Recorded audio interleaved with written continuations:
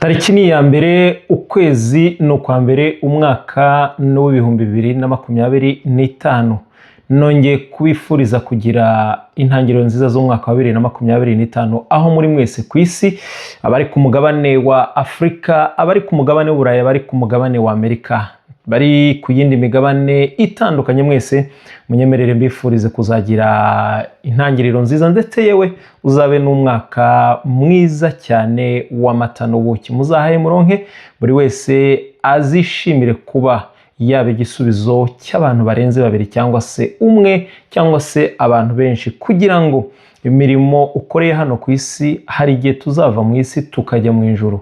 Imirimo nizaguherekeza, ntuzaherekezwa n'ibindi. Abo ni abemeramana, ntekereza ko nta muntu utemera Imana, twese turayemera. Niyo mpamvu ni byiza cyane kubiba tukiri kuri iyi si kugira ngo ejo hazaza Uwiteka Imana Nyagasani izabashe kubiha agaciro ndetse no kubyibuka. Birashoboka ko utabibonamo umusaruro w'aka kanya, ariko abana bawe cyangwa se abuzukuruza bawe cyangwa inkomoko yawe bikazayigirira akamaro. Story turazizi z'abantu benshi byagiye bibaho ku isi ndetse n'ibyanditse muri Bible. Niyo mpamvu umwaka wa 2025 uzaba umwaka w'ibidasanzwe kuri wowe. Nongeye kubashimira byimazeyo, nshimira urugendo twatangiranye namwe. Tumaze ibyumweru bibiri dutangiye YouTube channel cyangwa se TV yanyu ikorera kuri YouTube channel yitwa Mundayisi TV. Ni TV imaze ibyumweru bibiri, ariko iyo urebye umunsi ku wundi ubona ko harimo improvement, ubona ko harimo kugenda tuzamura urwego. Yaba nge utegura amakuru, yaba mwebwe murebe ibiganiro, mu by'ukuri ni ibintu bidasanzwe kandi byo kwishimira. Ubu tuvugana dufite abasubscribe 33,000 n'abantu 500. Ku munsi w'ejo hashize dukora twari dufite abasubscribe 32,000 n'abantu 800. Bivuze ngo hiyongereho abantu bagera kuri 700. Abantu 700 ntabwo ari bakeya, ariko abantu bareba ibi biganiro dukora cyangwa se abantu bakunda imikino ni benshi kurenza abo ngabo. Birashoboka ko tubishatse twarushaho kuzamura imibare kandi tukagera kure cyane hashoboka, kandi ndabyizeye ko turi kumwe namwe tuzabigeraho. Niyo mpamvu wowe utarakanda subscribe nongera kukwibutsa ngo kanda subscribe niba waranabikoze, kude chapeau kandi ndagushimiye byimazeyo. Ariko noneho turakomeje, ntabwo umuhanda wacu uhagaze. Turifuza kugera 50,000, turifuza kugeza 100,000, turifuza kuzamuka tukajya kuri za miliyoni. Niyo mpamvu nababwiye ko iyi TV nta mipaka, hari byinshi tuzagenda duhindura, tukirimo kugenda twubaka. Muzagenda mubona udushya tudasanzwe, yaba mu nkuru, yaba background n'ibindi bitandukanye turimo kugenda tubategurira. Niyo mpamvu rero mvuga ngo bizarushaho kwaguka.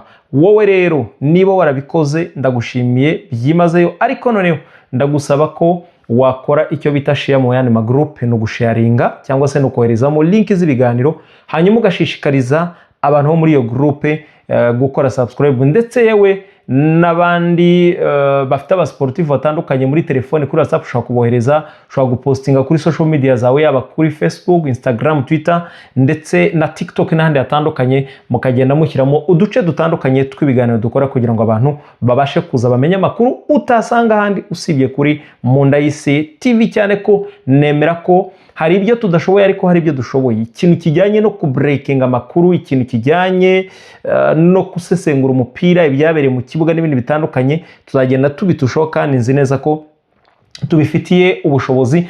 Amakuru atandukanye nka za Nyamugigima n'ibindi bitandukanye ni hano kuri Mundayisi TV. Muri comment zanyu zose ndazisoma, ndetse bamwe nkora like, abandi nkanabasubiza. Ngira ngo murabibona umunsi ku wundi comment zubaka rwose nzajya nzisubiza ni kama kawaida. Niyo mpamvu uyu munsi nkeneye ko mwandika muri comment, ese ku munsi w'ejo nzababwire top 10 y'inkuru zidasanzwe nakoze muri kariyeri yanjye y'itangazamakuru. Cyo ni kimwe. Icya kabiri, ese hari inkuru mwifuza ko twazasubiramo twakoze muzo twakoze turi mu itangazamakuru? Muri comment ubyandike. Ese icyo wumva twakora ni ikihe? Icyo wumva twakongera mu byo dukora ni ikihe? Ubyandike muri comment. Nubwo hari ibyo twanose, ariko ibitekerezo byanyu bigomba guhabwa agaciro cyane. Niyo mpamvu rwose mbashimira umunsi ku wundi abatanga ibitekerezo, yaba ku club ndetse n'ibyo tugomba gukora. Uyu munsi rero mbazaniye iki? Mbazaniye inkuru enye zikomeye turi buze kuganiramo mu buryo bwagutse.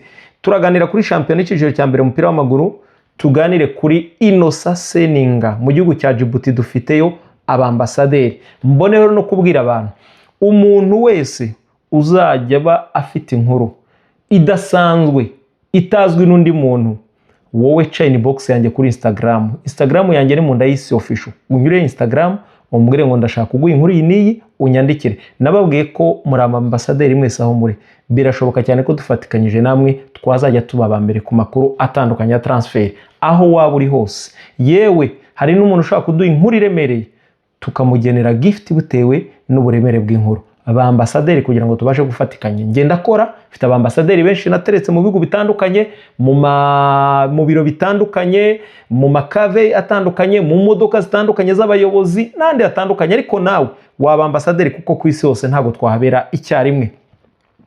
Muri Djibouti rero tubafite ambasaderi, turaza kuganira kuri Seninga Innocent, turaza kuganira kuri equipe ya APR, dokima zikomeje kuba nyinshi ku meza. Turaza kuganira kuri equipe ya Rayon Sport, umutoza preparateri witwa Hategekimana Corneille amaze kwerekanwa mu kanya mu Nzove, yajyanwe na Muhirwa Prosper, vice president wa equipe. Hanyuma turaza kubabwira nubwo Rayon Sport ari uburyohe bihagaze neza, ariko nanone ku rundi ruhande barakubwira ngo umusozi urwara urundi urimo kuniha. Rayon Sport imirava mu bibazo bitandukanye ikemura, ariko hongeye kwinagamo indi inikawuda veninomo, hongeye kuzamo icyo bita sambaratika. Tugiye kugaruka ku nkuru iremereye imeze nka nyamugigima. Myugariro wa equipe ya Rayon Sport yandikiye equipe ya Rayon Sport ntarimo kubarizwa mu myitozo. Ninde? Ntuze kujya kure. Munyemerere mpere kuri shampiyona y'ikiciro cya mbere umupira w'amaguru iraza gukomeza muri iyi weekend, hakinwa imikino itandukanye. Mu mikino iri buze gukinwa, munyemerere mbabwire ko ari imikino imwe n'imwe itarabereye igihe, ndetse hari n'amakipe rwose yashoje shampiyona yo agaramye. Mu mikino igomba gukinwa birumvikana, nyemera nkubwire ko ikipe bita Mukura Victory Sport yagombaga kwakira ikipe ya Rayon Sport, ariko Rayon Sport izakirwa n'ikipe ya Polisi muri weekend irakina n'ikipe ya Rayon Sport umukino w'ikirarane. Birumvikana baraza gutera, birumvikana impamvu nta yindi nuko Mukura na Rayon bazakina ku itariki 11, ariko Polisi irakina muri weekend n'ikipe ya Rayon Sport umukino w'ikirarane, mu gihe ikipe ya APR Football Club nayo igomba kugaruka mu kibuga. Hanyuma iyo ni imikino irimo gukinwa, ntabwo ndibuze kwitindamo, ahubwo munyemere babwire uburyo urutonde rwa shampiyona ruhagaze kugera kuri uyu munsi wayo wa 15, nubwo hari amakipe atarakina imikino 15. Nababwiye ko ikipe ya Rayon Sport iyoboye n'amanota 33, ku mwanya wa kabiri ni APR na 26, harimo ikinyuranyo cy'amanota agera kuri 7. Yego, ariko ikipe ya APR ikaba irishwa na Rayon Sport umukino umwe wonyine. Hanyuma Rayon Sport ikaba ifite imikino 2 nayo igomba gukina y'ibirarane, ubwo tuzagenda tubigaruka. Polisi ni ya 3, AS Kigali ni ya 4, 5 ni Rutsiro. Amakipe arwana n'ubuzima niyo ngiye kugarukaho amasegonda nyavuga nayo kugira ngo duhite twihuta. Marine iri ku mwanya wa 12, mu wa 13 ni Rwamagana, 14 ni Vision, ubwo Rwamagana ni Muhazi United, 15 ni Kiyovu Sport, Etincelle ni ya nyuma. Ngibyo ibijyanye na shampiyona y'ikiciro cya mbere mu mupira w'amaguru, nta nubwo ndi bubitindemo, ahubwo munyemerere mite nihuta kuri ya makuru mukeneye muri benshi kandi koko tuba twabateguriye. Yitwa Innocent Seninga, umutoza w'umunyarwanda. Murabizi neza ko uyu mugabo bita Innocent Seninga tariki ya 2 z'ukwezi kwa 9 umwaka 2024 uyu mutoza nibwo yabonye akazi muri ekipe mu gihugu cya Djibouti, ni ekipe ya Polisi bita Gendarmerie. Birumvikana iyi kipe rero ikaba ari ekipe umuntu yavuga ko yafashe Seninga imuha uburenganzira 100%. Iramubwira ngo uri umutoza w'umunyarwanda, kandi iyo turebye mu mateka yawe cyangwa se tukareba CV yawe, watoje amakipe nka Polisi yo mu Rwanda, wagiye unyura mu makipe nka za Etincelle, watoje ikipe y'u Rwanda n'andi makipe. Ngwino tuguha akazi ubashe kudukorera, kubera ko ibyo twifuza kugeraho wabitugeraho. Seninga atera intambwe ajya muri Djibouti. Ageze muri Djibouti asinyisha abakinnyi benshi, barimo Mpeti bita Rama wakinaga muri ekipe bita Marine, muramwibuka, Mpeti wambaraga 19. Basinyisha Kabuluta wakinaga muri za ekipe ya Etincelle, yajyanye n'umuzamu Dominique, ariko Dominique biza kwangaragaruka. Yajyanye abakinnyi barimo banimubona Emery Kadogo wabaga muri ekipe ya Polisi ariko ntiyakiniye, Murundi wakiniye ekipe ya Bugesera, n'abandi bakinnyi benshi barimo n'Abagande, numva harimo n'Abagande yego. Hanyuma harimo n'Abanyagana, harimo n'Abanyagana, ajyana umusore w'umunyarwanda bita Moses Nyamurangwa, muramwibuka kuva muri ekipe ya Sunrise akajya muri ekipe ya Polisi. So uyu mutoza bita Anderson Seninga rero amaze kugerayo, murabyibuka ko nyuma yo kugezayo abo bakinnyi baramubwiye bati wa mugabo we, mukuri kw'Imana ntabwo tubaniye, twakubwiye kuzana abakinnyi bashobora kuba batanga akazi gakomeye, ugiye utuzanira abakinnyi bari bamaze igihe badakina, bamwe bari ababencheri, abandi ntibari kuri level y'ikipe yacu. Niyo mpamvu wa mbere tugomba guhambiriza yitwa Dominique, umuzamu wa mbere mugufi cyane, murabuka muri Etincelle baramuhambirije baramuga bati vuga uvuye aho ngaho. Uyu mutoza rero akomeza kugenda agirana utuntu tw'udukroshaje n'abayobozi ba ekipe ya Polisi yo mu gihugu cya Djibouti. Amakuru mvana ku mu ambasaderi wo mu nda y'isi uduhagarariye muri Djibouti nuko Innocent Seninga, amakuru mvana muri ekipe ya Polisi ko nahise mvugana n'umwe mu bantu bayo ko turi muri Sekafa mu gihugu cya Tanzania, hari amakipe yayo twaraganiriye, mpita nkuraho contact za bamwe mu bantu batandukanye bayo, mfite abantu muri Artasol, muri Arta birumvikana. Hanyuma icyabaye nuko iyi kipe yarebye umusaruro wa Seninga itangira kugenda iseta ibirenge nayo kugenda imuhimba, imuduhimbaza musiki n'ibindi bitandukanye. Ni ikipe utagira ngo iranaryoshye, iri ku mwanya wa gatandatu ifite amanota 8 nubwo bamaze gukina imikino 6. Ikipe ya mbere ni ikipe bita Dikhil ifite amanota 13, iya kabiri yitwa Garde Côte, iya gatatu yitwa Al Sabi, iya kane yitwa AS Depot, iya gatanu ni AS Arta. Hanyuma Gendarmerie ya Seninga iri ku mwanya wa gatandatu n'amanota 8.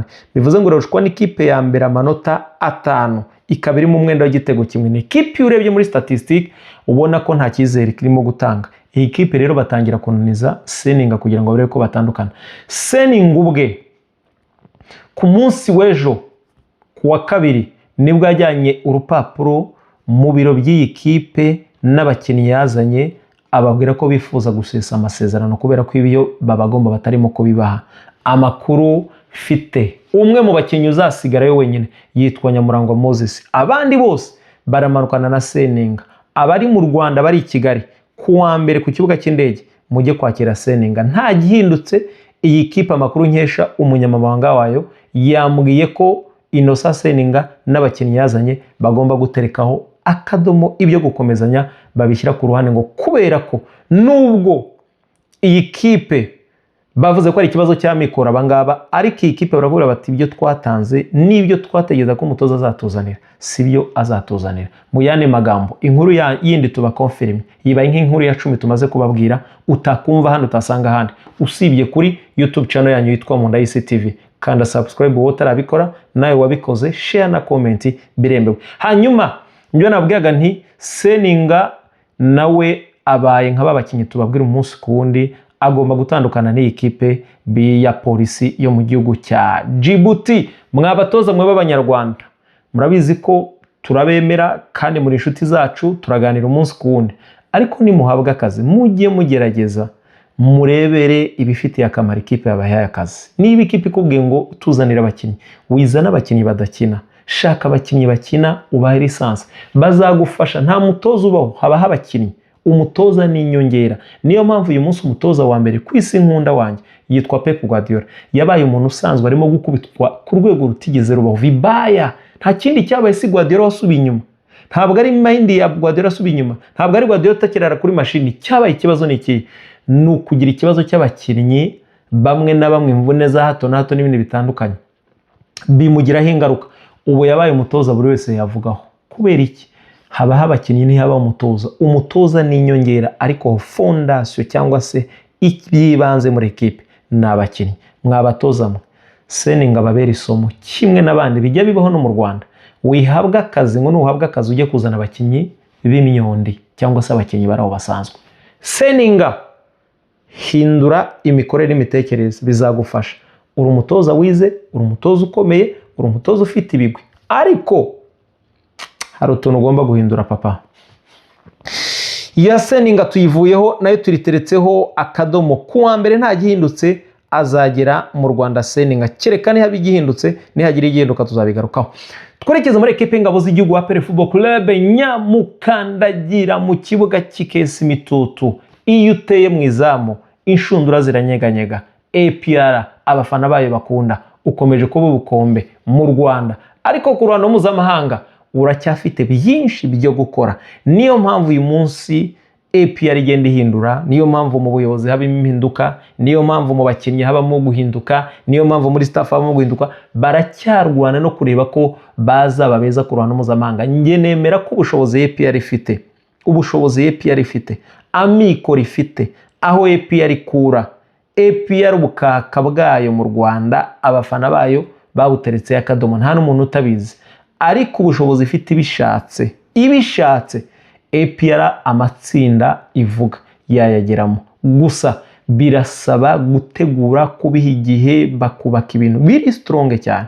Ariko impinduka za buri gihe, guhinduka kwa buri gihe bizahora bikoma mu nkokora, kubera ko ababashije kubigeraho babihozaho kujya mu matsinda ni abantu bubatse ibintu biri hagati y'imyaka 5 n'7. Yanga n'urugero rwiza. Yanga ya 2018 Rayon Sport yikuramo, murabyibuka Rayon Sport ijya mu matsinda, yanyuze kuri Yanga, yisezereye Nyamirambo itsinze mu buryo bworoshye cyane, bimenye Imana Bonfils Karibu. Ibyo murabizi ubwanyu. Baricaye batekereza icyo gukora, biha igihe. Nyuma yo kwiha igihe, reba ibyo bagezemo. Amatsinda kuri Yanga ni nko kunyunyuza bombo. Amatsinda kuri Yanga ni nko kunywa ji. Amatsinda kuri Simba ni ibyo. Bisaba kubaka ibintu, ariko iyo uhindura buri munsi, abakinnyi urahindura, ubuyobozi urahindura, ntibishoboka biwezekane. Urugero mufate Chelsea, kuva Roman Abramovich yayivamo, murebe birimo kuba kuri equipe bita The Blues. That's why mu Rwanda dukeneye guhindura, hari ibyo dukeneye guhindura. Cyokora ibyo bizaba mu gihe wenda buri kipe izajya yicara ikibwiza ukuri, kuko buri ikibazo dufite gikomeye mu maklebe yacu n'ahandi hatandukanye ni uko utibwiza ukuri, ni ukubona ikosa kuri mugenzi wawe ariko nturebe ngo ikosa riri kuri nge ku giti cyanjye. Esaho abatekereza amakipe n'abayerebera mu by'ukuri baba bifuza ko agera ku ruhando ruremereye, baba bifuza ko agera kure hashoboka. Niyo mpamvu nari mbivuze kuri ekipe bita APR ifite akazi gakomeye. Nk'ubu umutoza bita Darkonovic yasinye imyaka 3. Mu myaka 3 ariko harimo clause ivuga ko mu gihe mu kwezi kwa donc umwaka we wa mbere atatwara kimwe mu bikombe bikinirwa ku butaka bw'u Rwanda, yemere ko yakwicara ku meza agasesa amasezerano na APR. Amakuru hari nuko Darkonovic ku kigero cyo hejuru uyu mutoza atazakomezanya na APR. Haza undi nawe nahagere azakubwira ngo mwirukana mukure haba ngaba nzana abandi, atangire nawe yubake gutyo bikuzageza ryari. So iyi kipe rero irimbanyije imyitozo mu kanya rwose, bari barimo gukora imyitozo, abakinnyi barahari bameze neza. Gusa uwo bita Odibo na Chidiebere abobo ntacyo kubaza, ubuyobozi bwabwiye ko batazakomezanya nabo. Ariko abakinnyi namwe ibyo babasuje murabizi, si ngombwa ko tubigarukaho. Icyo ngarukaho ni iki ngiki rero. Ubuyobozi bw'ikipe ya APR bwakonfirmye umutoza bita Darkonovic ko nyuma ya rutayizamu ubu noneho bemerewe no gushaka abawinga. Niyo mpamvu ku munsi w'ejo nagarutse ku muwinga wo mu Rundi bita Girumugisha Jean Claude bakunda guhita Vinicius muri ekipe bita Al Hilal Omdurman ya Ibenge, babaca 600. Iyi kipe irarimbanyije, irimo gushaka abakinnyi b'abataka, irimo gushaka abawinga. Amakuru mfitiye fact mpagazeho nuko kuva ku muyobozi wa APR n'abandi bantu 3 bafatikanyije gushakira APR abakinnyi, barimo barazenguruka Afrika, barimo barayihamba. Donc si ukuzenguruka batega, ntabwo barimo barakora ingendo batega indege cyangwa imodoka, ahubwo bari gukoresha amatelefone bahamagara muri za Cote d'Ivoire, Cameroon, Burkina Faso n'ahandi. Barimo barashaka abakinnyi 3, umwataka umwe, abawinga 2. Ariko mu bihugu bamaze kugeramo ntibarafatisha. Niyo mpamvu ahubwo icyabaye cyinshi ku meza APR, amakuru dukesha kamera yacu iri mu nguni ahantu tutakurirwa tuvuga, amakuru dukesha rekoda yacu iri munsi ya tebi, inama ziberamo ibiberamo byose tuba tubifite, nuko dokima nyinshi ziri ku meza sabo barambagije, ahubwo nabarimo gusaba akazi ko kuza gukina muri APR. Abandi ba agent barimo baradepoza abakiriya babo, ndavuga abakinnyi babo. Ngiye kugaruka kuri umukinnyi w'umugande yitwa Fahadi Aziz Bayo. Uyu muhungu ni umukinnyi wa ekipe y'igihugu ya Uganda Cranes, ni umugabo wavutse tariki ya 10 ukwezi ni ukwa gatanu 1998, bivuze ko afite imyaka 26. Yavukiye Kampala, Uganda, aho bita ngo ni Rugazi.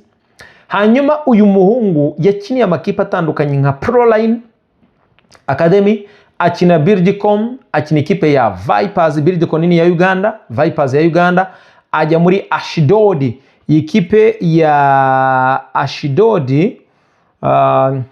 ni ikipe muri Israeli, aza kuyivamo ajya mu yindi kipe yo muri Israeli bita Binei Sakin, ayivamo ajya mu yo bita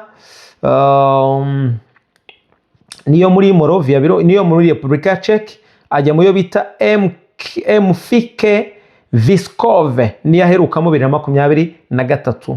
Uyu muhungu rero yaje gutandukana n'iyi kipe kubera ko ari ibyo batumvikanye. Fahad Bayo azaryama Kampala. Nyuma yo kuryama Kampala, Fahad Bayo yakomeje gukora akitozo umunsi ku wundi. Nyuma yo gukora akitozo umunsi ku wundi, icyabaye nuko abashinzwe kumushakira akaryo, donc management akoreremo y'i Bugande, yahise mushakira uburyo yajya gukora igeragezwa muri ekipe bita Young Africans. Muranabizi cyane ko byagiye bivuga ko Fahad Bayo yasinye muri ekipe ya Yanga, byanarangiye ibiganiro. Usibye namwe kubimenya, ni amakuru yagiye atangazwa n'ibitangazamakuru bitandukanye byo mu gihugu cya Tanzania. Fahad Bayo yagiye muri Yanga akora imyitozo ibyumweru 2. Barangije Engineer Saidi na timu yabo ishinzwe kureba abakinnyi birumvikana no kubasinyisha, kuko bashaka gutandukana na Jean Baleke. Uyu muhungu Rayon Sport yasabye gutizwa n'ikipe ya Mazembe. Fahad Bayo nyuma yo gusoza imyitozo ibyumweru 2 basaba umutoza raporo ba Engineer Saidi, chairman wa ekipe ya Yanga. Umutoza bita Sidr Ramovic, umutoza wavuye muri ekipe bita Galaxy yo mu gihugu cya South Africa, birumvikana n'umutoza ukomoka mu gihugu cya ufite amamoko mu gihugu cy'Ubudage, ariko akaba yarafashwe n'igihugu bwa South Africa. Uyu mutoza ba raporo aravuga ati mu bataka nkeneye ngiye mfite Prince Dube, mfite Clement Muzizi umwe n'igihugu, mfite Kennedy Musonda w'umunyazambia. Aba barampagije, ntago nkeneye Fahad Bayo. Fahad Bayo arazamuka. Fahad Bayo yazamutse ku cyumweru kuwa mbere, ko navuganye n'umwe mu bantu baganiye nawe, ambwira ko yazamutse kuwa mbere. Amakuru namenye nuko ku munsi w'ejo mu biro bya APR, mu buyobozi bwa APR, management ishinzwe Fahad Bayo yadepoje document muri APR. Ntabwo ari APR yagiye kukurambagiza Fahad Bayo, ni management yasabye akazi, iravuga ngo dufite umwataka bita Fahad Bayo, kandi ni umwataka wa equipe nationale. Ngira ngo muramuzi muri equipe nationale ya Uganda, yagiye nanatsinda n'Amavubi cyane. Fahad Bayo ari tayari kuba yaza kujoininga APR. Niba muri tayari muduha akazi, document bayidepoza. Amakuru namenye nuko umwe mu bayobozi bo muri APR yahamagaye Tade Luwanga, nimero 6 wa APR, aramubaza ngo Fahad Bayo ni umwataka ukomeye, ni umwataka umeze gute? Umuntu wita Luwanga hirakora aravuga ngo ni umwataka ukomeye. Mu yandi magambo, Fahad Bayo ari kuri list y'abataka APR irimo kuvugana nabo, cyangwa se ishobora kuba yaha akazi. Undi mwataka APR iri mu biganiro iyo ishaka nka APR, ejo nzamugaruka nzamubabwira. Ngiyo ibijyanye na APR. Iyo ni document ya mbere mbabwiye, iri mu zindi document mbashije kunjonjoramo umwe mu bakinnyi barimo bakomeye, barimo bavuga baza muri ekipe bita APR Football Club. Cyokora nemera ko Fahad Bayo uko ari kose ni mwiza kurusha Mamadusi, ni mwiza kurusha Victor Mbawoma. Chukwuemeka, mbibutsa ko Chukwuemeka azagaruka mu kwa kabiri kubera ko yagize ikibazo cy'imvune, yagize ikibazo cy'inyama mu itako ngo yacomotse, yagize gute sinzi ukuntu bavuga inyama yo mu itako, yomotse, yego yomotse. So ngibyo munyemere mve muri ekipe bita APR Football Club, irimbanyije imyitozo, irimo kuganira birumvikana n'abawinga batandukanye, irimo gushaka n'umwataka ukomeye. Munyemere nerekeza muri ekipe bita Rayon Sport, isaro ry'Inyanza, gikundiro cy'abareyo, nandi mazina bayitazira, n'izindi ndirimbo nyinshi zitandukanye. Hari indirimbo za Rayon Sport nyinshi nagiye numva nkavuga kabisa abantu bazi guhimba. Hari indirimbo bakundaga kuririmba ivuga ngo, bakunda no kuririmba no, ivuga ngo umunsi Rayon Sport izakina ntuzayoberana, ngo uzumva kagoma karirimba, uzumva imirishyo n'imihamirizo, ngo uzumva imirishyo n'imihamirizo. Ngo niyo kipe, sinzi ibintu bavuga byinshi cyane, ukavuga kabisa ngiyi Rayon Sport ku Mahoro, ndavuga stade Amahoro ya India zamani, iyo ubu ngubu kuko ntari indi mu Rwanda sinarebye bakina na APR kuri derby, bakundaga kuririmba indirimbo ivuga ngo uruzi ruramujyanye Murera we.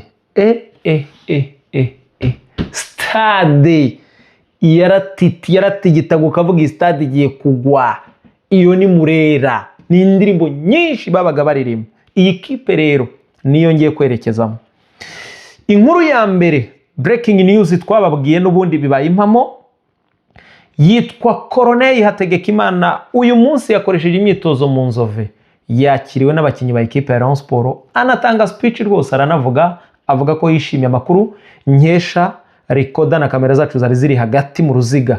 Avuga ko aje gufatikanya nabo muri iki gihe kandi bifuza kugera kuri byinshi. Asimbuye uwo bita Ayabonga Lebitsa, umutoza wongera imbaraga abakinnyi ba equipe ya Rayon Sport, cyangwa se wongeraga imbaraga w'umunya South Africa umaze gutandukana na equipe ya Rayon Sport. Ibyo kuza muri polisi mube mubiritse, nzababwira Ayabonga ashaka kujoininga indi kipe nubwo na polisi ivugwa, ariko polisi Seni Ngabura akubwira ngo umutoza mfite bita Titi arampagije. Gusa nzababwira ibya Ayabonga vuba cyane.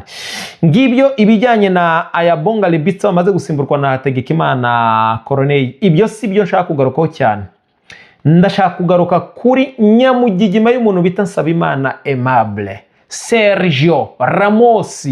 Mubaza abantu bari mu Nzove, munabaze n'abakandagiyeho kuwa mbere n'abakandagiyeho kuwa kabiri. Sindi Kigali, nkumbuye abanyakigali, kandi vuba murambona Kigali ndaje rwose, vuba cyane ndahaje. Simpari, ariko dufite abambasaderi baduhagarariye ahantu hose. Nsabimana Aimable kuwa mbere nta wagaragaye mu myitozo ya Rayon, bigirwa ibanga. Kuwa kabiri nta wagaragaye mu myitozo ya Rayon, bigirwa ibanga. Kuwa gatatu nta wagaragaye mu myitozo ya Rayon, bigirwa ibanga. Muzarebe no kuri social media za Rayon Sport, nta muntu n'umu posting ifoto ya Aimable, ba posting abandi video bafata, ariko ntubonemo Aimable. Niki cyabaye? Niyo mpamvu mwamubonye ku ifoto. Nababwiye ngo Rayon Sport amakuru aba ari meza amwe, ariko n'ayandi agomba kuza avanze kimwe none mu yandi makipe. Nsabimana Aimable ku munsi w'ejo kuwa kabiri mu gitondo yandikiye ubuyobozi bwa equipe ya Rayon Sport, yohereza kuri email ya Rayon Sport. Yabandikiye ibi bikurikira. Yarabandikiye arababwira ngo niba Rwanda yifite ko atari ngombwa ko mbigaruka nyibereka, mwarambwe ngo si ngombwa, ariko uko n'ukuri mbabwiye. Nsabimana Aimable yandikiye Rayon Sport arabibwira ngo mu cyubahiro mbagomba, kubera ko mutigeze mwubahiriza amasezerano, ni ibintu bibiri mbasaba. Ndasaba ko munyemera nkabasubiza amafaranga yanyu, ndaje mbigaruke byose. Icya kabiri, ndifuza ko dusesa amasezerano namwe.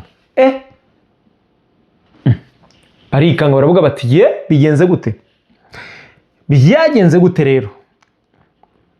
Nsabimana Aimable kimwe n'abandi bakinnyi ba Rayon bari bafitiwe recruitment, ariko abandi bakinnyi hafi ya bose bamaze kugaruka mu myitozo, hasigaye Aimable wenyine. Kubera iki Aimable atagarutse?